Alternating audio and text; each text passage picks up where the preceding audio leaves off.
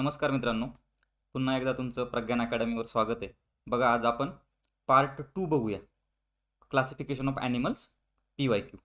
मग तुम्हाला माहिती आहे की आपण यामध्ये कोणते PYQ कव्हर करणार? एक तर राज्यसेवेला आलेले प्रिलिम्सला, त्यानंतर STI, PSI, ASO यांची प्री आणि मेन्स, त्यानंतर कंबाईनच्या एक्झाम तुमच्या कंबाईनची प्रिलिम, त्यानंतर ग्रुप सीची प्रिलिम. ठीक आहे. आणि आता हे आपलं दुसरं सेशन आहे क्लासिफिकेशन ऑफ ॲनिमल्समधलं. प्रश्न बघूया. त्यापूर्वी तुम्ही जर आपला आतापर्यंत यूट्यूब चॅनल सबस्क्राईब केलेला नसेल तर तो करायचा आहे.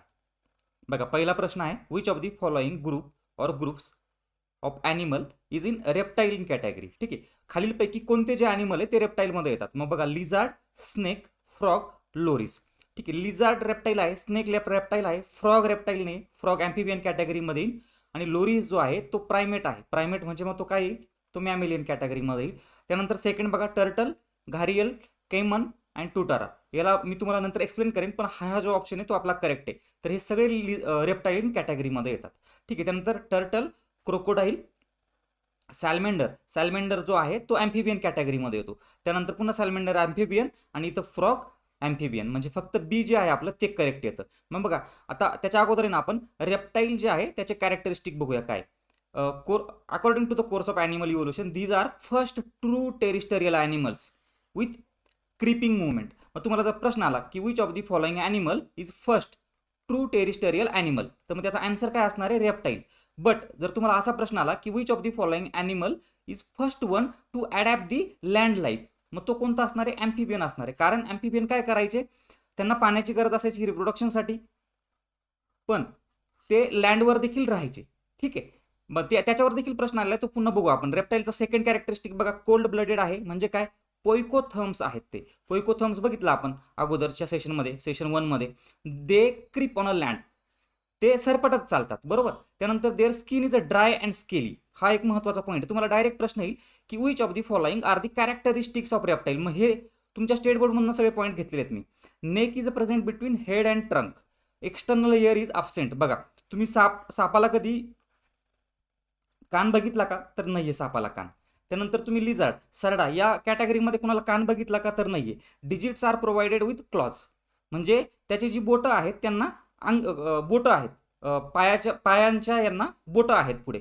एक्झाम्पल बघा काय यामध्ये, रेप्टाईलमध्ये टॉर्टाईज, लिझार्ड अँड स्नेक. आता बघा, हे जे आहे एक्झाम्पल जे आहे ते रेप्टाईल कॅटेगरीचं एक्झाम्पल आहे. मग बघा, आय आहे पण इथं तुम्हाला कान दिसताय, पुढे नाही. लेग आहे बघा, आणि इथं जे डिजिट आहे आपण ज्याला म्हणू, स्केली स्किन आहे, टेल आहे. मग टर्टल बघा, टर्टल काय तर रेप्टाईल आहे. Bony shell for protection, live in water, land and breathe with lungs. बघा, टर्टल जे आहे ना पाण्यात राहतं, तरी पण ते काही ॲम्फिबियन नाही आहे, लक्षात ठेवायचे, रेप्टाईल आहे. Turtle, gharial, caiman and tuatara. Crocodile सुद्धा रेप्टाईल. ठीक आहे. घारियल रेप्टाईल कुठे सापडते? तर इंडियन सब कंटिनेंटमध्ये सापडते. कैमन जे आहे ना ते मगरीसारखा एक प्राणी आहे, आणि तो कुठे सापडतो? सेंट्रल आणि साऊथ अमेरिकेमध्ये सापडतो. बघा, रेप्टाईलच आहे तो पण. Close relative of alligator. Alligator मगरीसारखा दिसतो आपल्याला माहिती आहे. त्यानंतर टोटोरा एक सरड्यासारखा दिसणारा प्राणी आहे, सरड्यासारखा, आणि तो कुठे सापडतो? न्यूझीलंड या एरियामध्ये सापडतो. तो देखील रेप्टाईल आहे. पुढे बघा, लिझार्ड तर आपल्याला माहिती आहे की रेप्टाईलच आहे. त्यानंतर स्नेक देखील रेप्टाईल आहे. फ्रॉग ॲम्फिबियन आहे, मी तुम्हाला सांगितलं, live in both land and water, moist skin, lay eggs in water.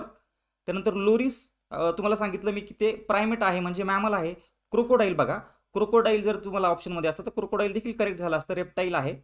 त्यानंतर सॅल्मेंडर जे आहे सरड्यासारखा दिसणारा प्राणी आहे, पण तो ॲम्फिबियन आहे, पाण्यात राहतो आणि जमिनीवर पण राहतो. बघा, आता ॲम्फिबियनची डेफिनेशन तुम्हाला करायची झाली तर काय, की बोथ लँड आणि वॉटरवर राहतो तो, पण त्याला वॉटरची गरज का लागते? तर रिप्रोडक्शनसाठी लागते. ठीक आहे. रिप्रोडक्शनसाठी वॉटरची गरज लागते. बघा, मग आता सेकंड प्रश्न बघा, which of the following set of terms is best applicable to Obelia. आता ओबिलिया हा एक स्पेसीज आहे, ओबिलिया. मग बघा, पॉलिमॉर्फिक, कोलोनियल, ॲक्विटक. तर पॉलिमॉर्फिक करेक्ट आहे त्याचं, कोलोनियल पण करेक्ट आहे ओबिलियामध्ये. तर ओबिलियामध्ये डिटेल आपण नंतर बघू, एक तर पहिले ऑप्शन बघून घ्या. ॲक्वेटिक आहे का तो? तर हे थोडं जनरल आहे. मरीन आहे तो. ठीक आहे. मरीन जर म्हटलं असतं ना ते करेक्ट आलं असतं. तर मरीन हे करेक्ट आहे. सेडेंटरी करेक्ट आहे. कोलोनियल पण करेक्ट आहे, पण त्याची डिफायनिंग कॅरेक्टर जी आहे पॉलिमॉर्फिक ते इथं अब्सेंट आहे. त्यानंतर मरीन, सेडेंटरी, पॉलिमॉर्फिक. बघा, मग इथं सगळ्यात जे इन्क्लुझिव्ह ऑप्शन आहे ना, सगळे पॉईंट दिलेले. आता हे ऑप्शन इंडिव्हिज्युअली करेक्ट असू शकतात, पण यामध्ये मोर करेक्ट ऑप्शन आहे ना 4 नंबरचा ऑप्शन आहे. मरीन आहे, सेडेंटरी म्हणजे एकाच ठिकाणी राहतं ते. त्यानंतर कोलोनी आहे, कोलोनियल आहे, कोलोनीज बनून राहतो हा प्राणी. पॉलिमॉर्फिक आहे म्हणजे ज्याप्रमाणे कोरल्स राहताना, कोरल्स निडारिया कॅटेगरीमध्ये, त्याप्रमाणे हा ओबिलिया राहतो. Polymorphic with true alternation of generation. आता हे ट्रू अल्टरेशन ऑफ जनरेशन ही देखील कन्सेप्ट तुम्हाला सांगतो मी. मग बघा ओबिलिया काय आहे, तर फायलम निडारियामध्ये येतो ओबिलिया. ऑरोलिया आपण बघितलं होतं बघा, सेशन 1 मध्ये ऑरोलिया बघितलं होतं. तर ऑरोलिया काय आहे, हा देखील निडारियाच आहे.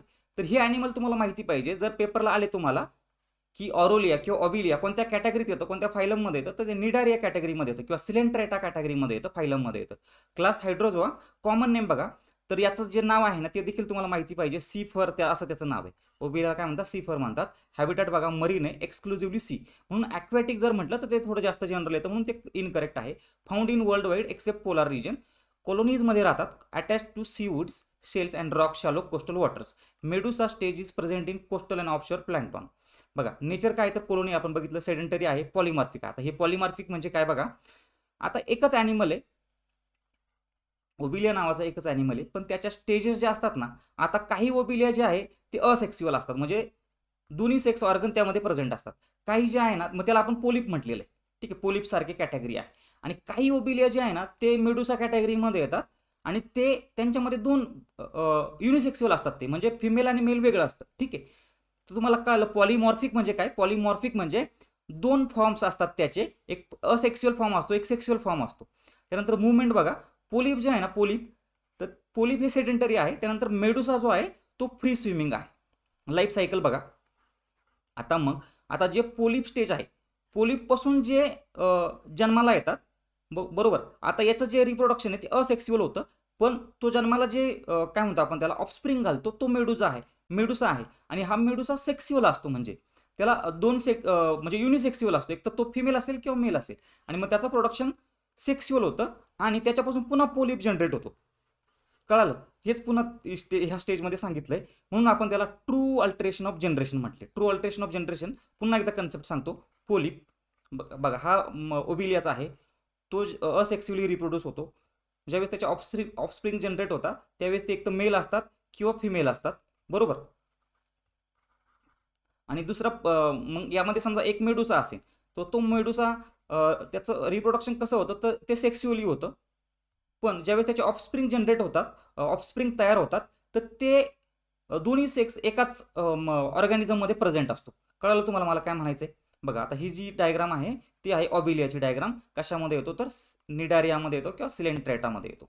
पुढचा प्रश्न बघा, which step of taxons are followed by the classification for the classification of animals. मग आता हे एक तर तुम्हाला माहितीच पाहिजे. हे बघा एक मिमॉनिक सांगतो, लक्षात ठेवा, केपीसी ऑफ GES. मग बघा केपीसी कुठे आहे, पहिलं किंगडम यायला पाहिजे. किंगडम कुठे आहे, 2 मध्ये 3 मध्ये. त्यानंतर पी यायला पाहिजे म्हणजे फायलम, ते 4 मध्ये. किंगडम फायलम क्लास, त्यानंतर ऑर्डर, त्यानंतर फॅमिली, त्यानंतर जीनस आणि त्यानंतर स्पेसिस सगळ्यात स्मॉलेस्ट किंवा मग सगळ्यात डिटेल लेवलला जे आपण क्लासिफिकेशन करायचं झालं तर ते कोणतं आहे, तर ते स्पेसिसचं आहे. मग बघूया आपण. हे बघा ही हायरार्की आहे. हायरार्की कशी आहे, पहिले किंगडम आहे, त्यानंतर फायलम आहे, त्यानंतर क्लास आहे, त्यानंतर ऑर्डर आहे, फॅमिली आहे, जीनस आहे, स्पेसिस आहे. आणि ह्युमनचं जर करायचं झालं तर बघा किंगडम काय इन ॲनिमलिया, फायलम काय इन कॉर्डेटा, त्यानंतर class Mammalia, order primate, family homicide, genus Homo आणि स्पेसिस सेपियन्सिन. जर खूपच डिटेलमध्ये जायचं झालं, आयोगाने ठरवलं, तर यावर तुम्हाला प्रश्न कसा येईल की ह्युमनचा फायलमपर्यंत ठीक आहे किंवा क्लासपर्यंत ठीक आहे, ऑर्डर विचारली जाईल तुम्हाला कोणत्या ऑर्डरमध्ये येतो किंवा कोणत्या फॅमिलीत येतो, ठीक आहे. हे 2 पॉईंट लक्षात ठेवा. ऑर्डर जी आहे ती प्रायमेट आहे, फॅमिली जी आहे ती होमिनाइड आहे, ठीक आहे. बघा हिस्ट्री मग काय बघा क्लासिफिकेशनची. आता ही हिस्ट्री बघत होतो आपण. तर सगळ्यात पहिले 2 किंगडम क्लासिफिकेशन कोणी दिलं, कार्ल लिनोसने दिलं. कार्ल लिनोसला काय म्हणतात माहिती आहे तुम्हाला, पायोनियर ऑफ क्लासिफिकेशन म्हणतात किंवा फादर ऑफ क्लासिफिकेशन म्हणतात. त्यांनी त्याच्यापासून सगळं क्लासिफिकेशन सुरू झालं. त्यांनी 2 किंगडम क्लासिफिकेशन दिलं. जे काही लिव्हिंग वर्ड आहे त्यांनी 2 किंगडममध्ये डिवाइड केलं, एक तर प्लांट आणि ॲनिमल. प्लांटमध्ये त्यांनी प्लांट, फंगाय आणि आल्गी ठेवले आणि बाकी सगळे ॲनिमलमध्ये त्यांनी ठेवले होते. त्यानंतर बेसिस काय होता याचा क्लासिफिकेशनचा, external morphology plus mode of nutrition. त्यानंतर कोणी क्लासिफिकेशन दिलं, तर 3 किंगडम क्लासिफिकेशन आलं कोणाचं, अर्नेस्ट हेकेल्याचं. आपल्याला माहिती आहे इकोलॉजीमध्ये खूप मोठं योगदान आहे याचं. तर 3 किंगडम काय होतं याचं, प्रोटिस्टा एक होतं, ऑल युनिसेल्युलर ऑर्गॅनिझम त्यांनी एकत्र प्रोटिस्टामध्ये ठेवली, त्यानंतर प्लांट आणि त्यानंतर ॲनिमल्स. त्यानंतर बघा कॅटन नावाचा एक बायोलॉजिस्ट होता, कॅटन, एडॉल्फ कॅटन. तर त्यांनी युकॅरियोटिक्स आणि प्रोकॅरियोटिक्स यामध्ये क्लासिफिकेशन केलं पूर्ण लिव्हिंग वर्ल्डचं. आणि त्यानंतर 4 किंगडम क्लासिफिकेशन कोणी दिलं तर कोपलँड यांनी दिलं. 4 किंगडम क्लासिफिकेशन खूप महत्त्वाचं आहे, कारण याच्याचपासून मग आर.एच. विटाकरने पुढे 5 किंगडम क्लासिफिकेशन दिलेलं आहे. Proposed 4 kingdom classification. पहिलं काय मोनेरा. मग याच्यावर तुम्हाला प्रश्न येऊ शकतो की कोपलँडने कोणतं क्लासिफिकेशन दिलं. एक तर 4 किंगडम क्लासिफिकेशन दिलं माहिती पाहिजे, आणि त्या 4 किंगडममध्ये काय काय सांगितलं तर मोनेरा, प्रोटिस्टा, प्लांट आणि ॲनिमलिया सांगितलं. आणि म्हणून याला म्हटलं जातं की important step toward the 5 kingdom system of the R H. Whittaker. मग बघा आर.एच. विटाकरने काय सांगितलंय, 5 किंगडम क्लासिफिकेशन सांगितलंय. मोनेरामध्ये सगळे प्रोकराइट्स येतात. त्यानंतर प्रोटिस्टामध्ये काय येतं, युकराइट येतात पण ऑल युनिसेल्युलर येतात. त्यानंतर फंगाय, प्लांट, ॲनिमलिया. ठीक आहे. आणि मग बेसिस काय होता, एक cell type, cell organization, mode of nutrition. आणि हे जे काही 5 किंगडम क्लासिफिकेशन आहे त्याला आपण म्हणतो most accepted classification of the living world. मग त्यानंतर बघा एक ॲडव्हान्स असू शकतं आणखी, कार्ल ऊज यांनी 1990च्या दशकामध्ये दिलंय. आणि ते बेसिस काय त्याचं तर आरएनए सिक्वेन्सिंग, याचं हे बेसिस आहे त्याचं. 3 डोमेन क्लासिफिकेशन. जर तुम्हाला प्रश्न आला की 3 domain classification is given by, तर त्याचा आन्सर आहे कार्ल ऊस किंवा ओसे काय. ठीक आहे. बघा मग यांनी काय सांगितलंय, एक तर 3 डोमेन सांगितले. 3 डोमेन बघा, आर्किया सांगितलंय. आर्किया माहिती आहे आपल्याला. हे कोणत्या कॅटेगरीमध्ये येतात तर आर्किया जे आहे त्याला आपण प्रोकराइट्स म्हणतो. प्रोकराइट्समध्ये 2 येतात, एक तर बॅक्टेरिया आणि आर्किया येतात. बॅक्टेरिया 2 आणि त्यानंतर युकॅरियामध्ये मग प्रोटिस्टा, फंगिया, प्लांट, ॲनिमल हे 4 पॉईंट त्याने युकॅरियामध्ये ठेवलेले. मग बघा आता आपल्याला एक फ्लो बघायचा आला. तो फ्लो कसा येईल, कार्ल लिनसने आपल्याला 2 किंगडम क्लासिफिकेशन दिलं होतं, प्लांट आणि ॲनिमल. त्यानंतर हेकेलने दिलं होतं, प्रोटिस्टा ॲड केला होता. त्यानंतर चॅटनने लिव्हिंग वर्ल्ड प्रोकरायटिक्स आणि युकॅरियोटिक्समध्ये डिवाइड केलं होतं. त्यानंतर कोपलँड आला, बरोबर. त्यानंतर विटाकर आला. विटाकरने 5 किंगडम क्लासिफिकेशन दिलं. त्यानंतर उजने 3 डोमेन दिले. ठीक. पुढचा प्रश्न बघूया आपण. The number of legs found in peripatus. बघा आता मग तुम्ही म्हणाल की आयोग असा प्रत्येक स्पेसिस विचारला ना, असं विचारेल का की कोणत्या स्पेसिसला किती पेअर असतात, तर नाही. पेरिपॅटस हा थोडा स्पेशल आहे. आपण बघूया त्याचं तो स्पेशल काय आहे. पण त्याचा आन्सर आहे 14 to 43 पेअर्स. एवढे लेग्स असतात त्याचे, 14 to 43 पेअर्स ऑफ लेग असतात. पेरिपॅटस काय, त्याला वेल्वेट वॉर्म म्हणतात. तुम्हाला ही माहिती पाहिजे की velvet worm is also known as peripatus. Phylum काय येईल त्याचा, ओनिकोफोरा. ओनिकोफोरा हा त्याचा फायलम आहे. बघा ॲनेलिडा पण नाही, किंवा आपण काय म्हणतो, सॉरी आपण बघूया नंतर, मला आठवत नाही आता ते. Class Onychophora, very small class, common name velvet worm आहे. आणि इन्क्लूड 70 स्पेसिस. ते आपल्यासाठी महत्त्वाचं नाही. आपल्यासाठी महत्त्वाचं काय बघा, हे बघा आर्थ्रोपोडा आणि ॲनिलिडा. हे आर्थ्रोपोडा आठवत नव्हतं मला, तर Annelida it is a connecting link between. बघा आता हे जे काही आहे ना पेरिपॅटस, आता हे तुम्हाला माहिती पाहिजे, आयोग याच्यावर तुम्हाला प्रश्न येईल बरं का. पेरिपॅटस काय, द कनेक्टिंग लिंक बिटवीन ॲनिलिडा. मग याच्यामध्ये ना काही कॅरेक्टरिस्टिक ॲनिलिडाच्या पण आहे आणि काही कॅरेक्टरिस्टिक आर्थ्रोपोडाच्या पण आहे, ते आपण बघणार आहेत. बॉडी कशी बघा, सॉफ्ट आहे, ओम लाईक आहे, एलॉंगेटेड आहे, बायलॅट्रिकल, सिमेट्रिकल आहे. मग सेगमेंट बघा, आता याच्यावरच आपल्याला प्रश्न आलाय. 14 ते 43 बॉडी सेगमेंट आहे, म्हणून एवढे पेअर ऑफ लेग आहे त्याच्यामध्ये. फ्लेशली अनजॉइंटेड लेग आहे, लोपोपॉड्स, बायलॅट्रिकल, सिमेट्रिकल आहे. रेस्पिरेशन बघा, आर्थ्रोपोड सारखं रेस्पिरेशन. म्हणजे आता ही जी कॅरेक्टरिस्टिक आहे त्याच्यामध्ये ती आर्थ्रोपोडाची कॅरेक्टरिस्टिक आहे. ठीक आहे. Habitat moist terrestrial places under log, leaves and soil. Evolutionary significance बघा, आता आयोग आहे तुम्हाला याच्यावर प्रश्न विचारेल. पुन्हा एकदा सांगतोय की कनेक्टिंग लिंक आहे कशातली, तर ॲनेलिडा आणि आर्थ्रोपोडा. आता इथं ही आपल्याला ॲनेलिडा आणि आर्थ्रोपोडाची कनेक्टिंग लिंक कळाली, तर आपल्याला तुम्हाला होमवर्क घ्या. बर्ड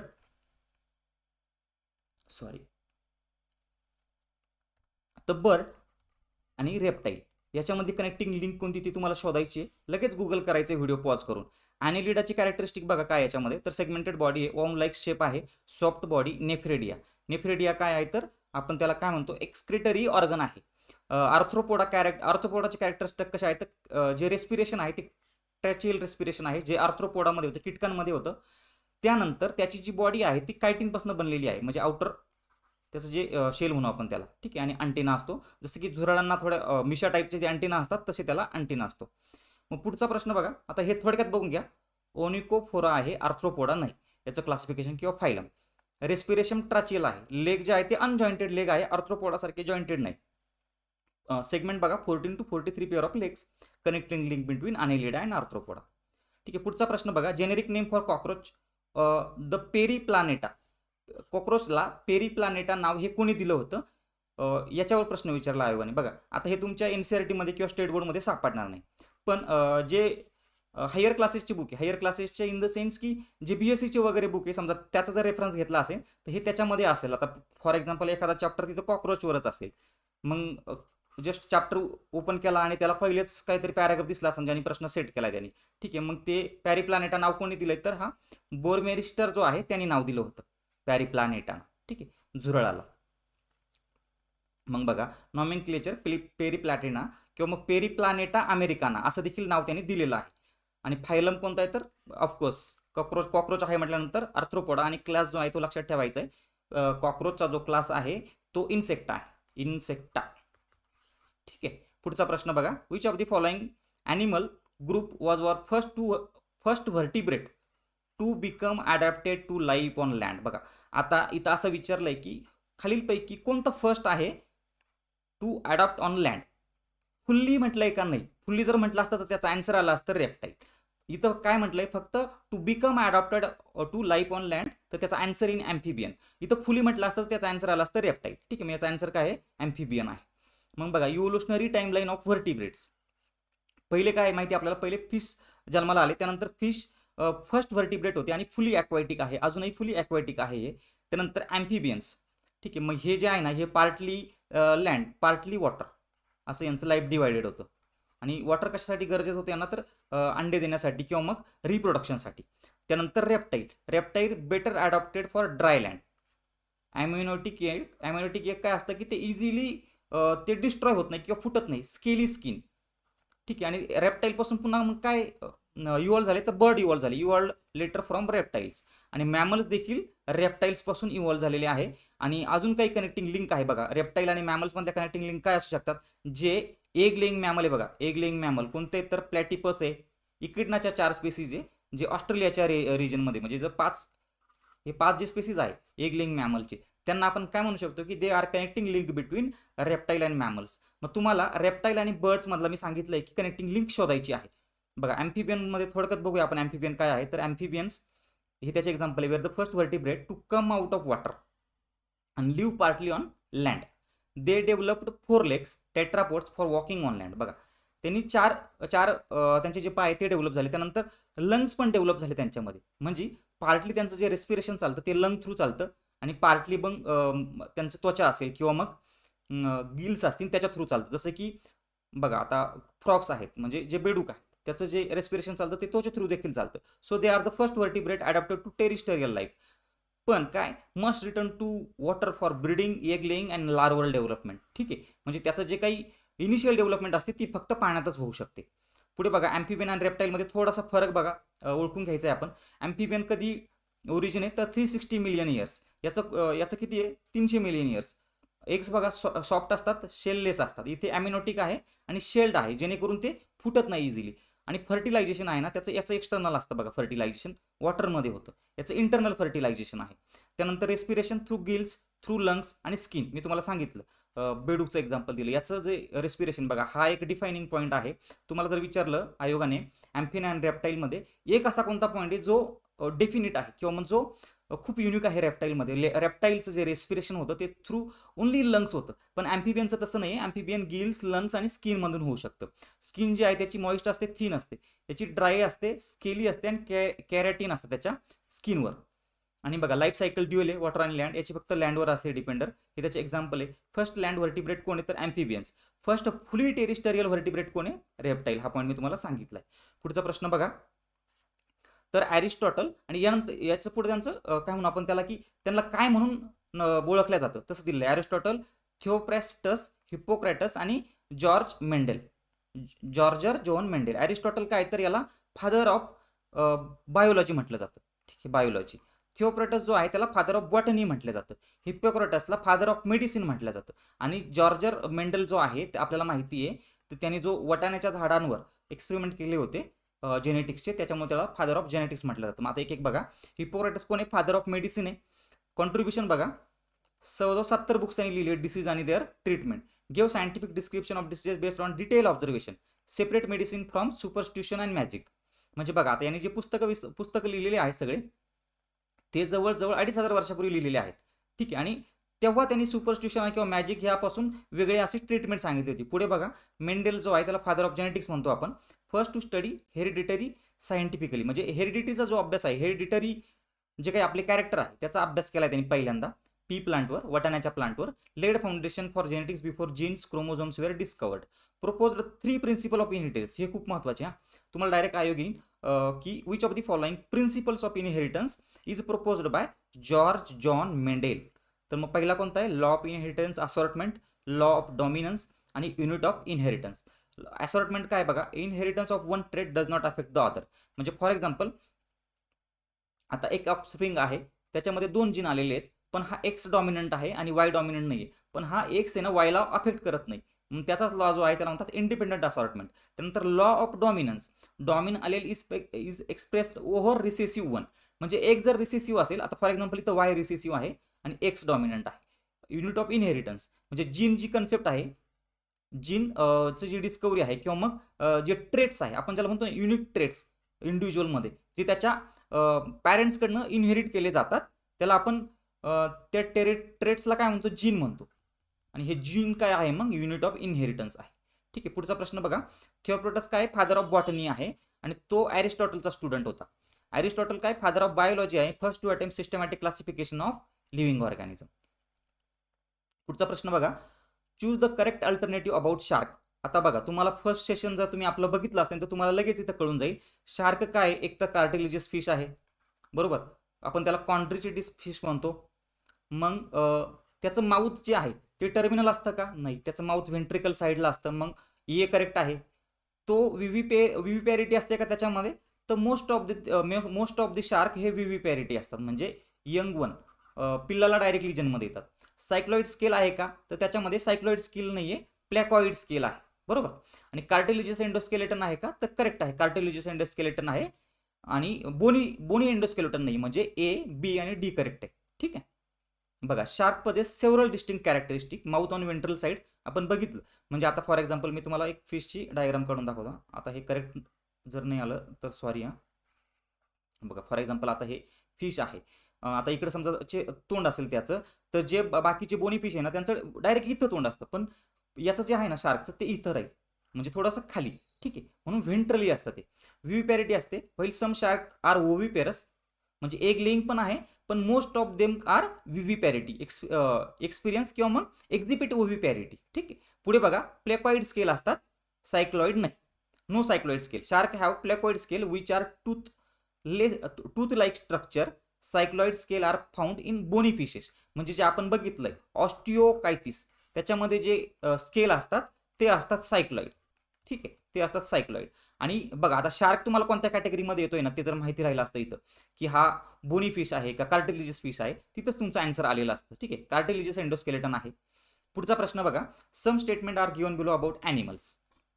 आता हे जनरल स्टेटमेंट आहे, याच्याबद्दल कोणतं करेक्ट ते आपल्याला सांगायचंय. All vertebrate are chordates. ठीक आहे, एक करेक्ट आहे, all vertebrate are chordates, but all chordates are not vertebrate, असं ते जनरल स्टेटमेंट आहे. All birds fly in the air. नाही, चुकीचं आहे. आपल्याला माहिती आहे इमू असेल किंवा पेंग्विन आहे, हे फ्लाय नाही करू शकत. ऑल इन्सेक्ट्स आर पॅरासाइट, हे पण चुकीचं आहे.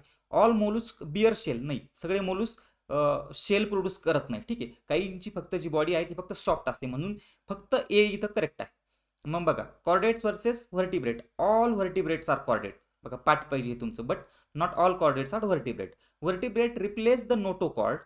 बघा, आता म्हणजे व्हर्टिब्रेट आहे ना त्यांच्यामध्ये नोटोकॉर्ड रिप्लेस झालेला आहे विथ बॅकबोन. म्हणजे आता बघा, आपण जे आहे आपण काय इथं तर व्हर्टिब्रेट आहे, ह्युमन काय व्हर्टिब्रेट आहे. मग आपल्याला नोटोकॉर्ड आहे का? नाही, तर बॅकबोन आहे आणि have a cranium around the brain. म्हणजे आपल्या मेंदूच्या भोवती कवटी आहे, मेंदूचं प्रोटेक्शन करण्यासाठी क्रेम आहे, क्रेनियम असं त्याला म्हणतात. ठीक आहे. मग व्हर्टिब्रेटा कॉर्डेटामध्ये थोडेसे ॲडव्हान्स आहे. त्यानंतर बर्ड्स बघा, सगळे बर्ड्स उडण्यासाठी कॅपेबल आहे का? नाही, तर बघा, ostrich, emu, penguin, kiwi, rhea, हे जे बर्ड आहे सगळे, तर हे फ्लाईटलेस बर्ड आहे. Lost flight in adaptation. आता ज्यावेळेस बर्ड उडतो तो कशासाठी उडतो? तर त्याला ज्यावेळेस गरज असेल त्यावेळेस. आता हे बर्ड ज्या एरियामध्ये आहे तिथे त्यांचा प्रेडिटर नाही नॅचरल, किंवा आता हे इमू आणि ऑस्ट्रिच वगैरे एवढे मोठे आहे की त्यांना कोणताच ॲनिमल वगैरे आहे त्यांना मारू शकत नाही किंवा मग खाऊ शकत नाही. ठीक आहे.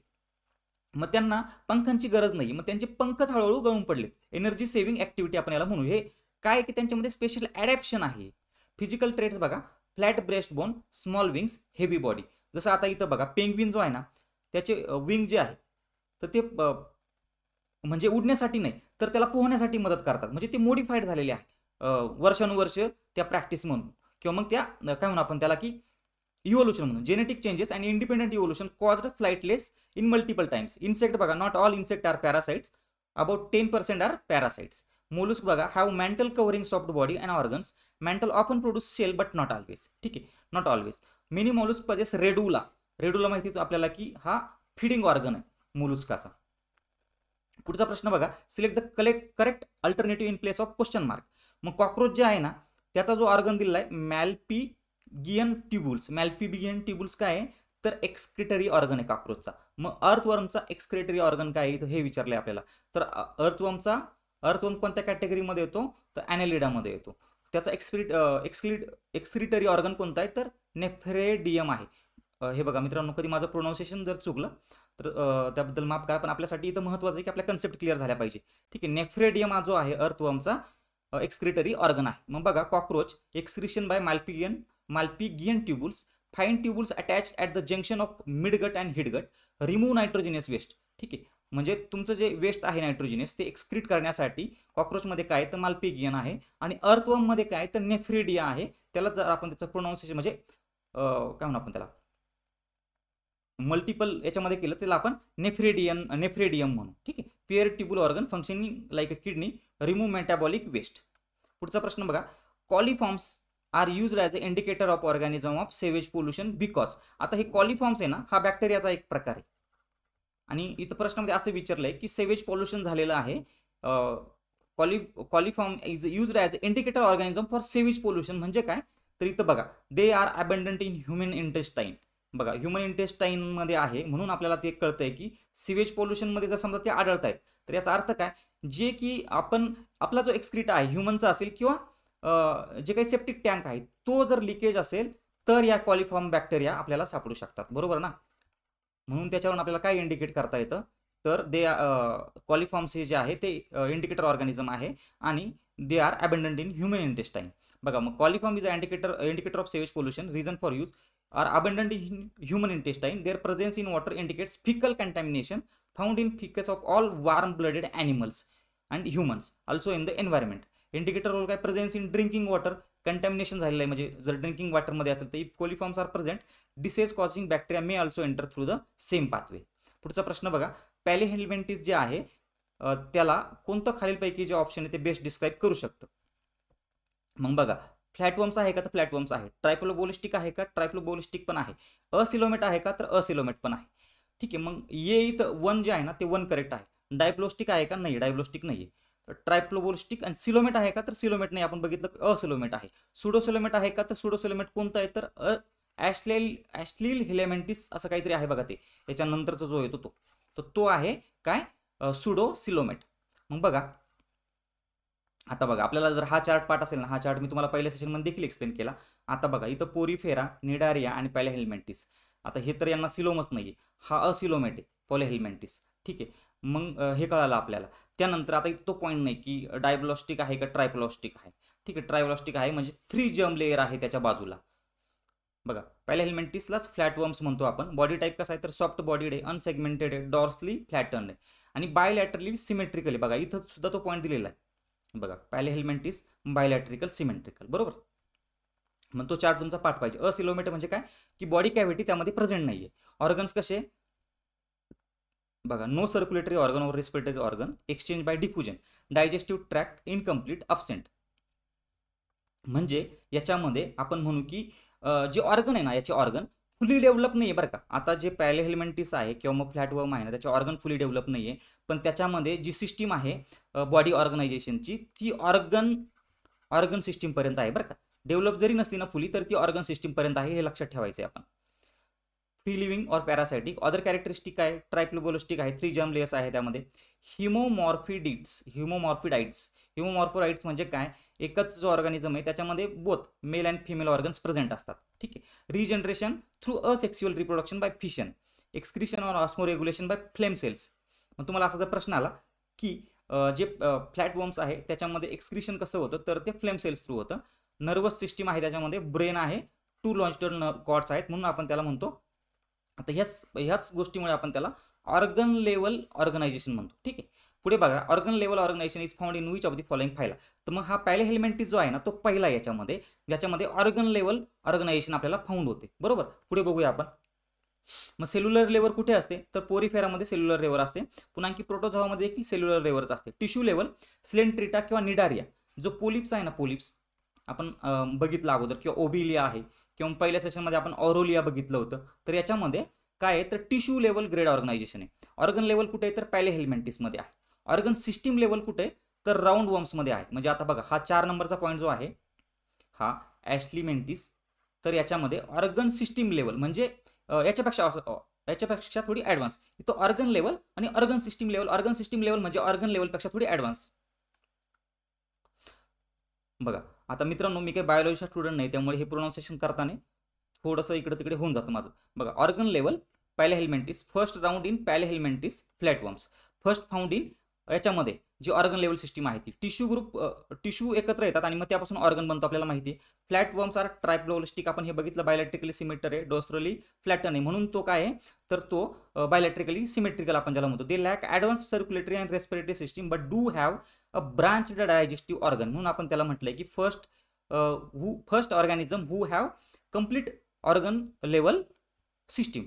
प्रिमिटिव्ह ब्रेन आहे आणि नर्व कॉर्ड आहे. त्यानंतर thus they mainly exhibit organ level with some transition towards organ level system. पण ऑर्गन सिस्टीम लेवल कशामध्ये, तर ॲश्लीमेंथिसमध्ये आहे. ठीक आहे. हे बघा, प्रोटोझोआ सेल्युलर पर्यंत आहे, पोरीफेरा सेल्युलरच आहे, त्यानंतर सिलेंट्रेटा टिश्यू लेवल आहे, आणि पॅलेहेल्मिंथिस ऑर्गन लेवल आहे, आणि मग इथून पुढे नेमॅटोड जे ॲश्लीमेंथिस कॅटेगरीमध्ये येतात ऑर्गन सिस्टीम आहे. ठीक आहे. आता हे जे चार्ट वगैरे आहे ना, ते तुम्ही कुठेतरी नोटबुकमध्ये लिहून घ्या, म्हणजे जेणेकरून तुम्हाला रिव्हिजनच्या दिवशी सोपं जाईल ते. ठीक आहे. आजचं जे सेशन आहे आपलं ते इथेच संपतं. भेटूया पुन्हा एकदा नवीन सेशनमध्ये. थँक्यू.